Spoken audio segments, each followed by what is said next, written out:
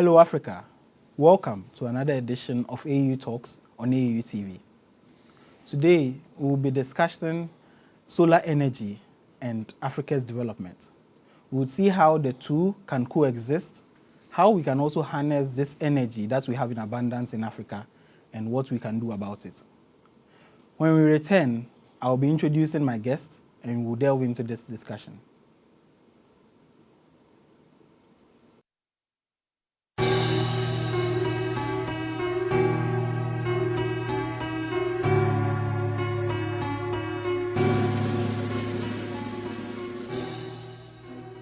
This not only leads to innovative solutions for context-specific challenges, it also powers growth and facilitates greater participation in the global economy. This new model of partnership will require a shift in global development and cooperation practice.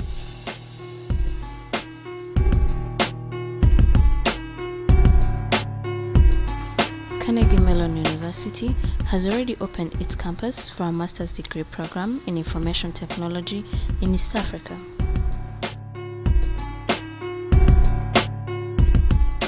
At Carnegie Mellon Rwanda, you learn.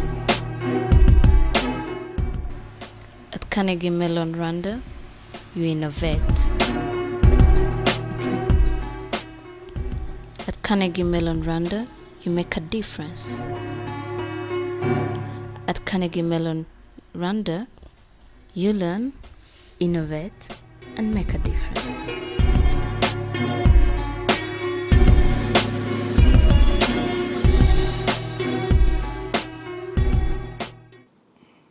Welcome back, Africa. Thank you for joining us again on this edition of AAU Talks on AAU TV. As I mentioned earlier, we will be discussing solar energy and Africa's development. With me in the studios to have this discussion is Mr. Clement Nartey, who is the country manager for Barefoot Power Africa Limited. Welcome to the studio. Thank you, Frank. Nice to have you in the studio. Yeah, it's a pleasure. Yeah. So, Mr. Nartey, we have heard a lot about solar energy, but what really is solar energy and why are we having this discussion? Solar energy primarily refers to energy from the sun. Okay. That is the basic meaning for solar energy. Okay. It's how we are able to tap into the energy from the sun. And if you are a student of science, energy can neither be created nor destroyed, but you can transform it from one form to the other. Yes. So the energy that you have been able to capture from the sun, you are able to convert it into electrical energy or heat energy, depending on the use that you need it for. Okay. Some might even use it for kinetic energy. Yes. And when I talk about kinetic energy, I'm talking about movement. Motion, yes. Yeah. So basically that is solar energy. Wow. Yeah. Wow, that is fine. Now, Mr. Nartey, what exactly does your company do and what does your expertise entail to help us have this discussion? I'm with Barefoot Power Africa. Okay. Our headquarters is in Australia. Okay. Barefoot Power Africa is a social, not-for-profit enterprise, which is into the distribution of solar home systems for primarily lighting and other productive end users. Okay. So that is essentially what Barefoot Power Africa is into. We manufacture our own solar systems and then we sell them. But our target especially is for the off-grid market. Okay. And one of the pivots of our company is based on the SDG 7, where we want to have universal and affordable access to energy by the year 2030. So that is the benchmark for Barefoot and what we intend doing. Yeah. Wow, that is wonderful. Yeah. Now, we've heard a lot of discussions about solar energy. Yeah. We've heard a lot about how Africa is the planet or the continent that has a lot of the sun shining on this part of the world, but we use it's the least. That's right. Yes. Now, what are the advantages of going solar? The advantages are innumerable. Okay. It's endless. And you are looking at a continent that is also agrarian in nature, where agriculture forms, let's say, 60% of our GDP. So looking at solar energy and its effect on agriculture alone is enormous. Okay. You are looking at our irrigation sector, where in Africa, you have mainly the wet season, dry season. Yes, we do. So in the dry season and you want to cultivate your crops, you can make use of solar pumps. Okay. And this has to go a long way to increase the efficiency of our farming. Okay. So that farming is done all year round. Those in the poultry sector can have access to solar incubators. Wow. Yes, and we have solar dryers. Yeah, so it's endless with respect to how Africa can tap into the energy that we receive from the sun. But unfortunately, in our part of the world, though we have the sunshine in abundance, we are unable to make use of it, and it's really go west. But to say the least, our brothers from the north, in North Africa, they are able to tap into the sun, and they have big solar farms where they use it for farming and others. You go to Cape Verde, that island, and they are making good use of the sun for their rice irrigation and all that. So the potential for solar energy for Africa's development is very, very, very great. Okay. Yeah. Okay. Yeah. Now, Mr. Nartey, there are different types of the solar systems that are being used. Yeah. You already mentioned the solar farms. Yeah. Can you please explain what the solar farms are for our viewers, as well as the other methods that are available that your company can support? When we look at the solar farms is sort of a centralized means of energy generation using solar. Okay. So you have, let's say, 20 acres or an hectare of land where you have the solar PV panels that has been arrayed severally. So you have them, and primarily a solar system is made up of the panel, you have the battery, and then you have the inverter.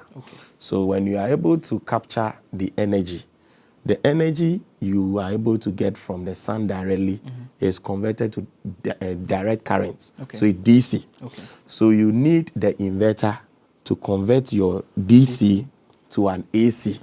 So depending on the machine you use, so in our homes, what we will get is the AC.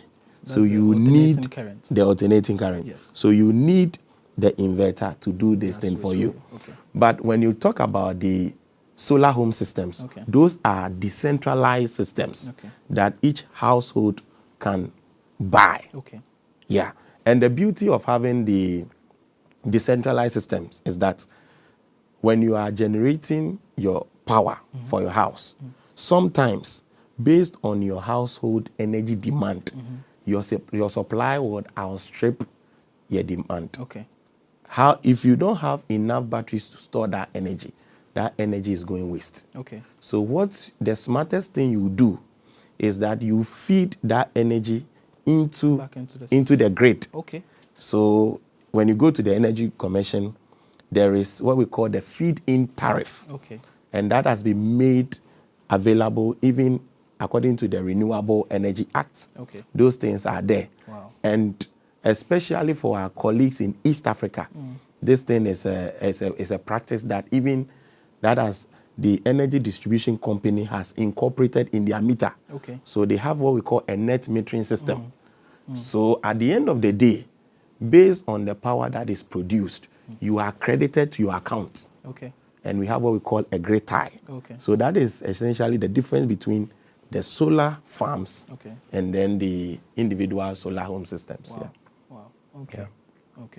So we've now been able to see the differences, and we've been able to see the uses, some of the uses of solar energy. Now, Which people, or as you already said in the north part of Africa, they've already started making extensive use. Can you please elaborate more on what they have done to make their consumption on solar increase? Solar has to do with money. Okay. And solar projects are capital intensive. Very good. Wherever Muammar el-Gaddafi is, Libya should thank him. Okay. Because when you go to Libya, there is an extensive solar farm. Okay. Those solar farm is being used to champion irrigation, Okay. and even to power Homes. to domestic homes, Wow. industry, and all that. Wow. So it depends on the leadership, Okay. what the leadership wants to invest in. And solar pays for itself over time. Okay. The panel is able to go for 25 years. Okay. The battery has to be changed, let's say, every 4 to 5 years, Okay. depending on the lead acid accumulators. Okay. Right now, we are even getting lithium batteries. Oh, yes. Yeah. Yes. So one way or the other, it depends on the leadership, what they want to invest in. Okay. And looking at the Kyoto Protocol, Yes. and in the wake of climate change and what have you, you want an energy intervention that would limit greenhouse gas emissions. Yes. Yes. Yeah. So those projects are what we call carbon projects, Okay. where the Western world can even sponsor. But surprisingly, in our part of the world and in Africa, we don't have our people trying, because of the initial capital cost. Yeah. Yeah. That is the challenge we are having. Yeah. Okay, that is Yeah. fine. That's fine. So we've talked about it for a while. Now, I know no system is perfect. That's right. No method is yet perfect. Even though we are still looking for the cleanest form of energy that we can use that is sustainable and doesn't cause any harm to the environment. What are the drawbacks of using solar systems? As it is said, knowledge is power. One of the drawbacks has to do with knowledge and capacity building. Okay. For instance, if a technician is to fix a solar system, we all know that the sun rises from the east and sets in the west. Yeah. So a good solar technician should know that if you are inclining your panel, it should be perpendicular to the sun, so that you are able to capture much energy. Okay. The more you capture, the more power you get. Wow. So if the technician is not that skilled, then it means that you have an expensive system. Okay. But at the end of the day, you'll be generating low power. And then the product will not pay for itself. Okay. So expertise is one of the main challenges of using solar systems. And in Africa, one of the things that has to do with maintenance. Maintenance, you have to maintain your system. The fact that you've purchased a solar system doesn't mean that it is eternal. Yes. You would have to change the battery. If the battery is not able to conserve energy, then it means that you are not going to get power. You just get the power. Once the sun goes off in the night, you are not going to get any more energy anymore. Okay. Yeah, so that is the challenges. Wow. It has to do with capacity building. Capacity. Okay. The capacity of people, yeah. Yeah, because this is quite important you talked about maintenance. Yeah. Because I was having a discussion with one of my colleagues, and she was saying that in Africa there is no word for maintenance.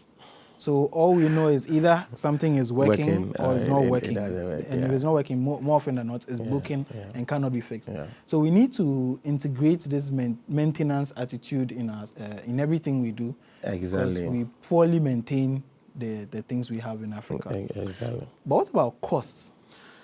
In terms of cost, as I've already said, it has initial intensive capital cost. And there have been schemes, at least, so that people can, to make it affordable, based on the willingness and ability to pay by consumers. So we have done studies all over the world, all over Africa.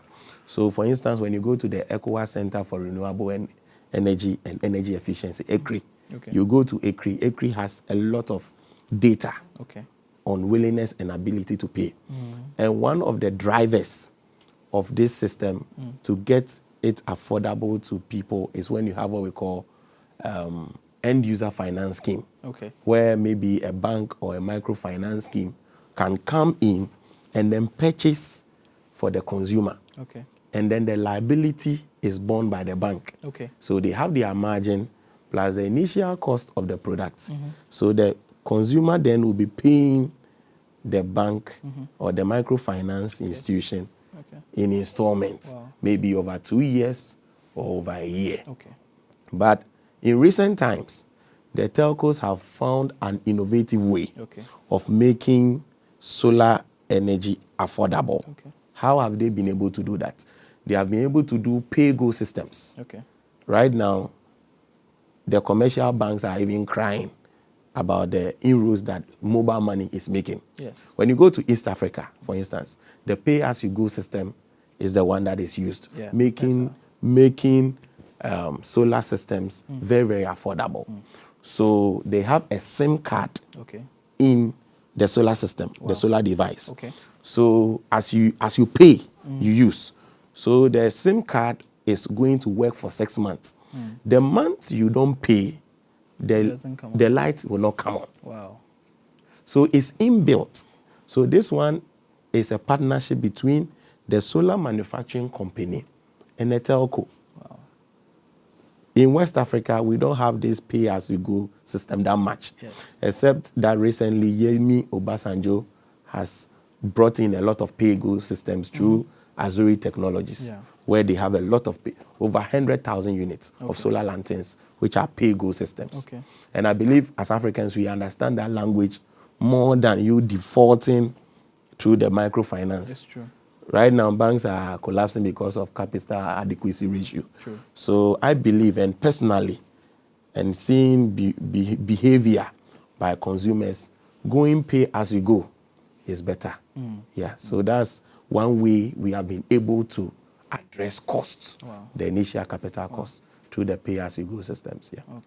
So currently, does your system allow for the pay as you go system, or because there's currently no discussion between you and a telco, it has not yet materialized, but you are hoping it will be able to do so in the short time? I was in Kenya in October, and in one of our board meetings, it has come to the fore that gradually Barefoot Power has to start producing pay-as-you-go systems, because our competitors on the market, they are doing it.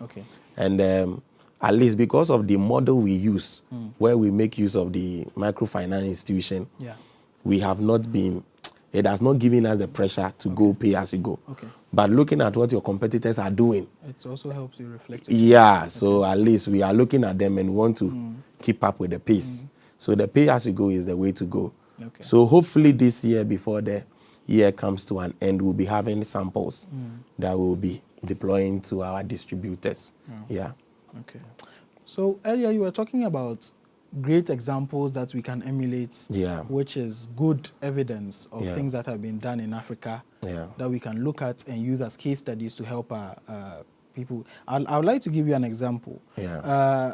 In Morocco, what they did was the government is pushing for the energy, the renewable energy, to generate 52% of its electricity by 2030. By 2030. Yes. Now that is a wonderful amount. That's right. For renewable energy.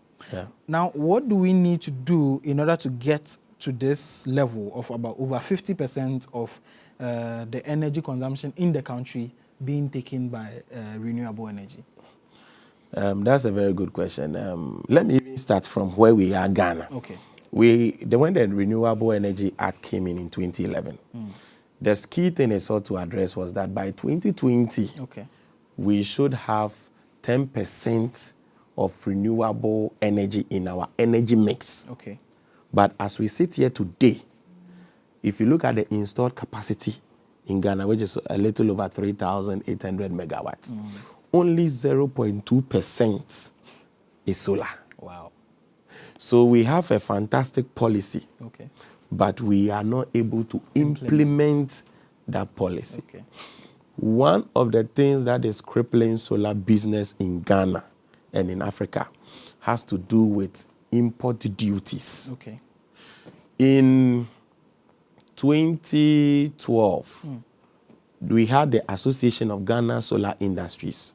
They came up with a communique, and it went to the Ghana Standards Authority that now we want to ensure through the Ghana Revenue Authority, GRA, and the Ghana Standard Board, that based on the demand for solar energy in Ghana, we want to ensure that there will be waivers on the importation of solar systems into the country. It worked out to a point, but gradually, the last time the budget was read, we are going back to the system where taxes are being put on the solar systems. Wow. So even when the waiver was brought, when you bring a complete solar generating set, there is duty-free, no tax. No tax on it. So at the end of the day, solar becomes affordable to the end user. Yes. But right now, we are going back to where we came from, where we put taxes on it. Yeah. So if we are to take out the tax component and make it duty-free, then I believe that we are going to address the inefficiencies in the system. Then our 10% energy RE in the energy mix will become a reality. So anything that will make the margin, will build up cost, we have to take up that component. Yeah, and that is what the Moroccans have been able to do, at least to be able to ensure that 52%.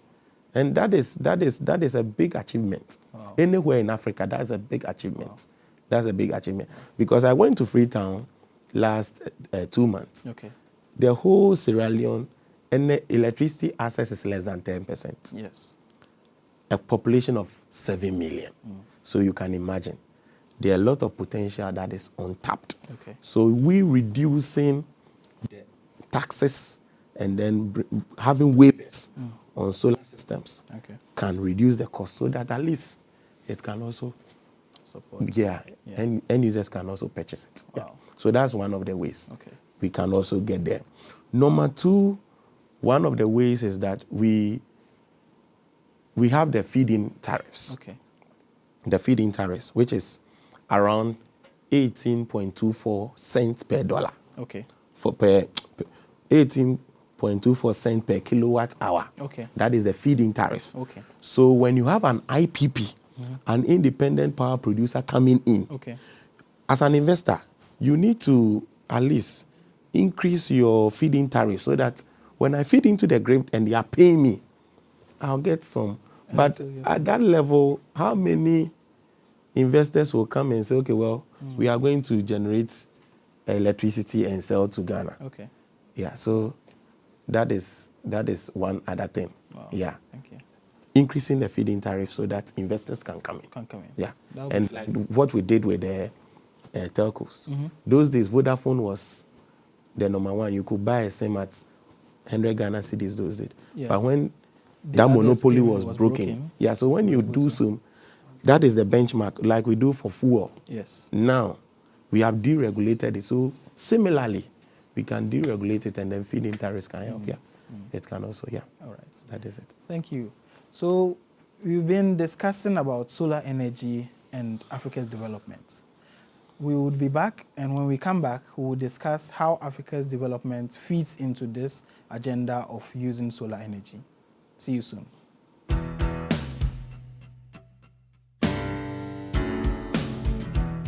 One of the universities set up in our pre-independence era, the Kwame Nkrumah University of Science and Technology. Our international reputation has and continues to soar as a reference point in matters of science and technology, research and education.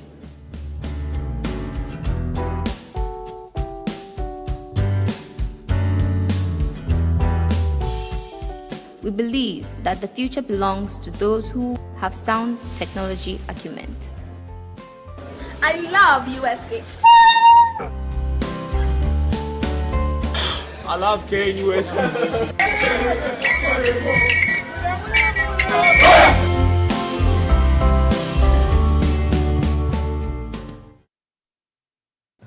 Welcome back.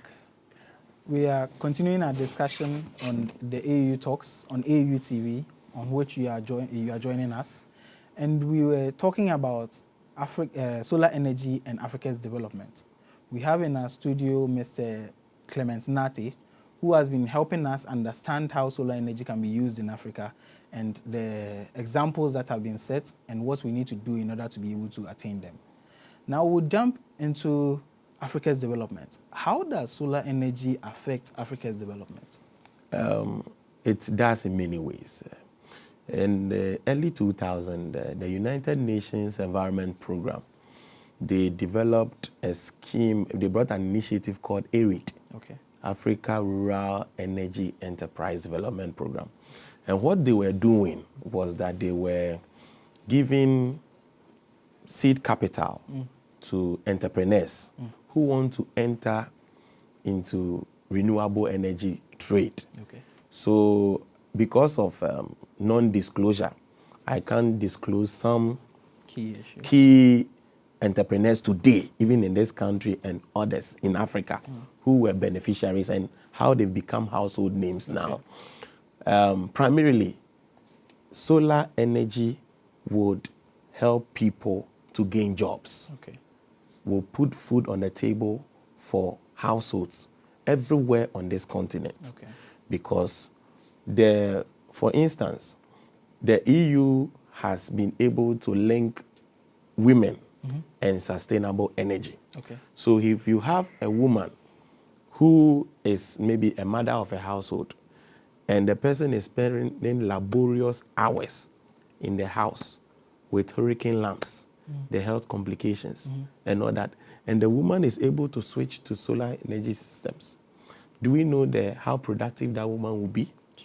How children will be able to study in the night? All those things are coming in. And what about the enterprises, small businesses who will start selling solar energy systems to households?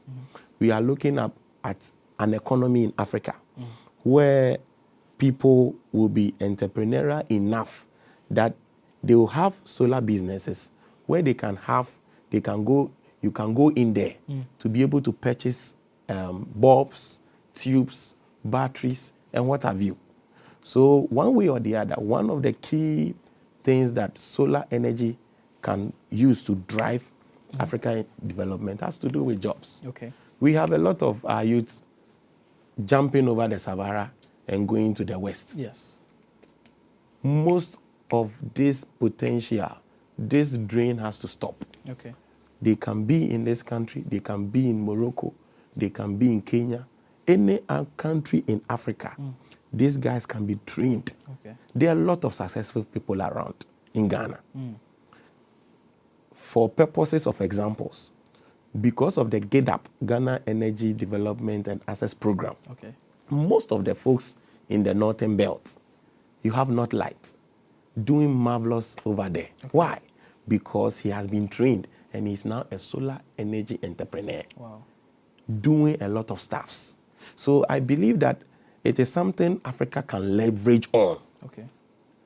Because some staggering statistics are out that, when you take, let's say, 10 African youths who have graduated from the university, only about 3 of them will be able to be absorbed.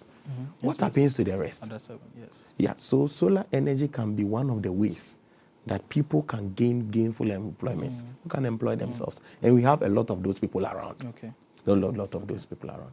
So I believe that one of the ways that Africa's development can be catalyzed is through solar energy by giving jobs to people.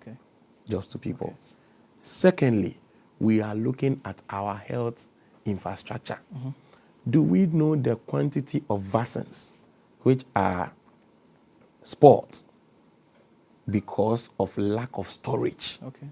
We have solar fridges that we can take to remote villages in Africa, but those things have not been harnessed. So people are still dying because of the negligence of our health authorities. Because the vaccines are not stored properly. Because, yes, there is lack of electricity. How do we get it there? We have solar, miniature, they are very, very small. Very small ones. Very, very small. I remember in 2010, under the Lighting Africa program, which was sponsored by then Phillips. I was in the Upper East region in a community called Zabzugu. Zabzugu does not have electricity as at then, 2010. But you go into a maternity ward and you could see a nurse helping an expectant mother delivering with a torchlight, and the nurse would put the torchlight in the mouth. It was an eyesore. It was an eyesore.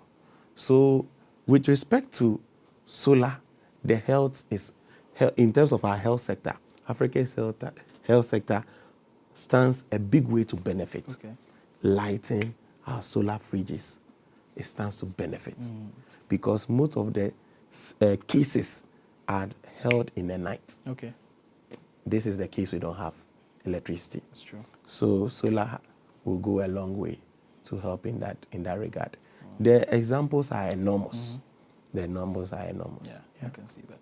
Now, you talked a little bit about training, about employment for African youth. Now, since we were already having this discussion of how you could actually pay for an expensive system, you could pay for a system, a solar system, which costs a lot of money anyway.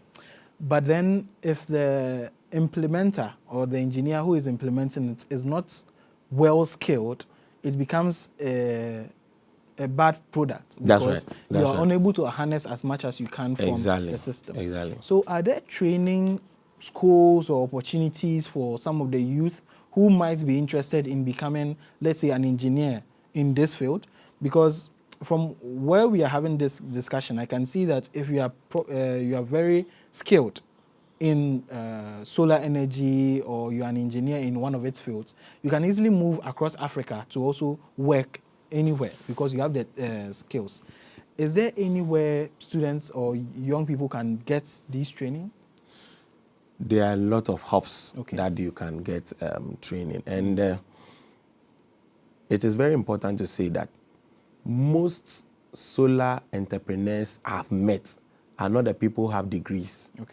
Are not the people who have even sat in classrooms. When you go to Freetown, there is this group called Barefoot Women Engineers. These are ordinary women who can't even speak English. They speak vernacular. And these people are solar entrepreneurs. So training them, it has nothing to do with the person's educational background. Once the person has interest, there are countless programs even going on. When you go to KNUST, they have the Energy Center, which is training people virtually every week on solar energy installations. It's very, very simple. Very, very, very simple. And at the end of the day, it will employ you who is learning. Because at least one way or the other, because of demand for energy in Ghana going high, people want to see how they can move from the grid to solar energy. So that is one key thing. That's really good. Now I see. I'm hoping myself and the viewers at home are able to see the clear picture and what we can really use solar energy for. That's right. And how far we have come, and the good examples that are here on the continent for us to even look at and draw from. Now, I read this article a few days ago about Bill Gates. Now, he was interviewed and was asked to talk about solar energy. That's right. Now, he had a curious case where he didn't think solar energy was the way to go for Africa. Now, I really do not have much to say because I'm not an expert in the field, but should we really cancel our plans because Bill Gates said so, or what did you really think about that comment? Bill Gates is not privy to some of the landscape over here. When you go to the Ministry of Energy and you have the forecast where all villages, towns, cronies in Ghana has to be electrified. There are some communities in Ghana, we can go to heaven and back, they will not be electrified. Okay. It is because of where they are situated. Some islands communities on the Volta Lake, where we needed to go and do an energy demand assessment, so that we can have a tailor-made solution for them by giving them solar system. You can't go there with fossil fuel with a genset. True. Because they are not able to purchase diesel. You can't also go there with a grid because it will not be economically viable to do that. So obviously, solar is the way to go. His problem had to do with the high initial cost. And looking at the standard of living in Africa, he was like, then, if that is how it will cost, because most of the solar projects in Africa, most of them failed. Okay. Most of them needed donor interventions to be able to survive. So that was his background. Okay. But there are some typical cases which is a necessity and it's non-negotiable. Okay. Those cases, you need interventions like solar systems to be able to generate electricity there. Okay. Other than that, the people will not be able to have access to electricity. Yeah. Now that's a very curious case because Africa as a continent does not even draw enough energy. I would say enough because many households are not connected to the grid. They do not have a chance at electricity at all. Yeah. But I also believe that it curtails our access to technology as well as helping us to develop. That's right. How do you think we can easily bridge the gap between the energy we currently use, which is definitely not enough, to where we ought to be as a continent? Number one has to do with education and sensitization.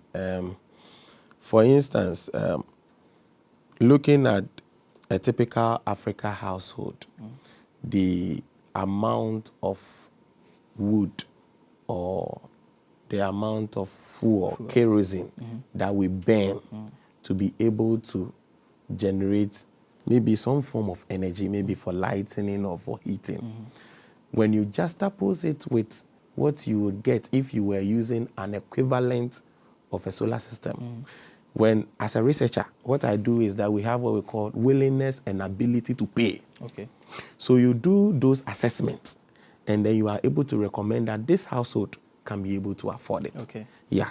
So based on that benchmark, you are able to see, well, this household needs this system. Okay. Other than that, at the end of the day, our continent, we are polluting our continent. Yes. Our eyes, the smoke that is coming through, and the laborious time we spend, it reduces our productivity as a people. So all these things, so the first thing has to do with the education. To be able to bridge that gap, we have to sensitize. We have to sensitize. Now, LPG is the order of the day because of sensitization. Those days, we were busy felling our trees. Busy felling our trees. But we showed them, look at the effect of felling trees on our environment. Look at this, what is happening in Kenya, where because trees have been felled, now there is a law. In the next 10 years, anybody seen felling any tree, you have to be prosecuted. The climate change, the very hot temperatures. So it all has to do with the education. Once it goes down well with the people, that number one, what we are doing has implications on our health. And number two, we are burning our energy. Then obviously the person would have to switch. Okay. So, Mr. Clement, we've already talked about the domestic solar systems and the solar farms. Between the two, which one do you think would be the best alternative to use for Africa in order to help us develop as quickly as we can? due to the way we dispose of waste, especially in Africa, it is essential to have a centralized generation point where we have a solar farm. Because if I have my own solar home system, you have yours. At the end of the day, where do we dispose our batteries? These batteries are very, very poisonous. More so because of economies of scale. The cost of having solar farms will be less than doing disaggregated projects. Secondly, because of the ability to employ a lot of people. Look at the number of people Bui has employed. Look at the number of people VRE have employed. So if we have a centralized system, more so the tariff will be very less. The tariff will be very less. So those are some of the benefits of having a big solar farm for the country. Because at the moment, the ones that we have, they are able to generate, let's say, 22.5 megawatts, which is very, very small. Very small. Wow. Okay, Mr. Nartey, this has been a very wonderful discussion we've had today on solar energy and Africa's developments. Now, I would like to know if there are any last words you have for our viewers at home or to conclude this discussion. Okay. Sometimes it's very inappropriate to speak against something you have not used before. Seeing is believing. Many people have their doubts about solar. But I will throw a challenge to my viewers that they should use solar systems and then they will never, never, never regret it. Number one, you are going to reduce the amount of money you pay to ECG. And then secondly, health-wise, it will be good for you. Thank you. Okay. Thank you very much, Mr. Nartey. So viewers, we come to the end of this edition of AAU Talks on AAU TV. We had a wonderful discussion with Mr.